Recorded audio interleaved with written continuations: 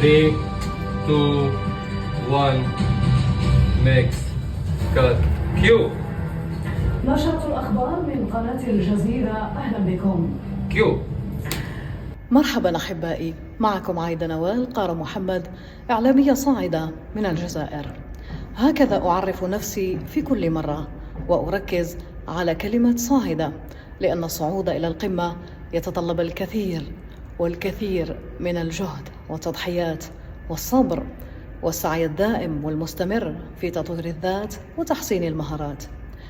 إذا وصلتم إلى القمة سريعا فاعلموا أن النزول بات قريبا. لا تستعجلوا النجاح، سيأتيكم كل شيء في أوانه. تحياتي. شفت احنا وصلنا لفين، شوف كم إنجاز كده حققناه بإيدينا بقالنا كتير، والحلم هنفضل نجري وراه طول ما الإيد في الإيد. الحلم مفيش حاجة تقدر يومها توقف.